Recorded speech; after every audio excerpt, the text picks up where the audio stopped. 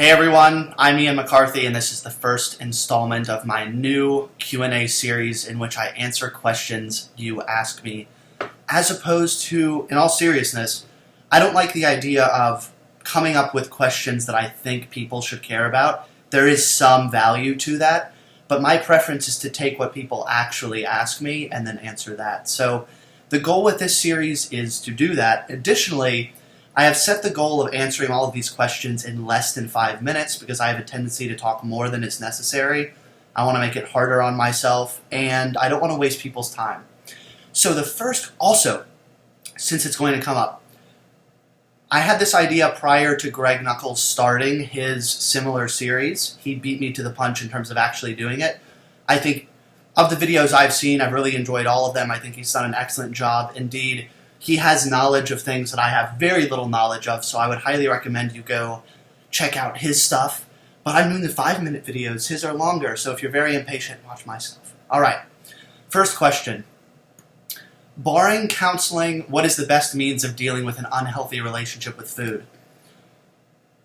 The immediate thought I had when I initially started thinking about this, 16 years ago when I started my career was, what we perceive as an unhealthy relationship with food is really the symptom. And what you want to ask is, what is the underlying problem or cause of this? And I think there are at least two types of causes. One is something physical. So let's say you have someone who starts their fitness journey and they think, okay, the way to make progress is eat 1,000 calories per day or less every day. That's how you get shredded.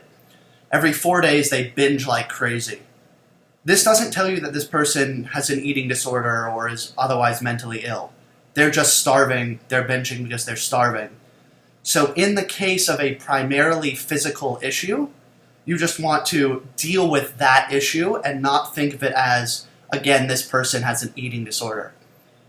At the same time, if it really is a psychological issue, you don't want to come at it saying, okay, this person just needs to, let's say, practice flexible dieting, because let's say you have someone who is binge eating at night, like 5,000 calories a night, and they're gaining a ton of fat as a result of this. What if they're just doing that because they're severely clinically depressed? You don't say to that person, flexible dieting. You say, you have major depression. What are we going to do about this? And I know the question said barring counseling.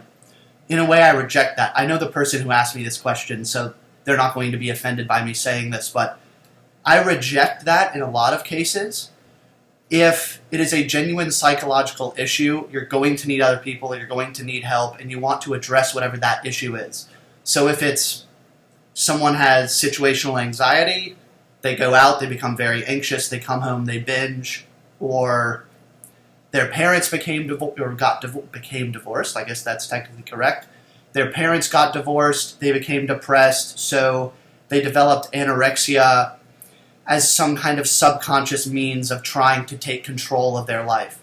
Whatever it is, again, view what superficially looks like disordered eating or an eating disorder, or what in fact is disordered eating.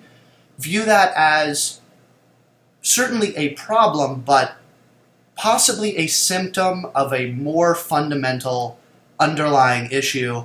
And by hammering that issue, by default, you will address the disordered eating. So again, let's say you have someone who clinically, or yes, in fact, they have major depression. So they binge as a means of trying to feel happy. You don't say, oh, well, let's just deal with the binges. You deal with the depression. And if that depression is genuinely treated, then that will resolve the binge eating if the binge eating is actually caused by the depression. And, this is going to be context dependent. There are going to be a million, every person who has this issue is going to have their own story and their own means of ending it in a way which is hopefully positive. So we're almost to 5 minutes. I hope you guys enjoyed that. I hope it was valuable. I hope it was sufficiently substantive given the time is really limited. If you found the video valuable, please like it, please share it. I think that's all. Timer's going to go off. Talk to you next time.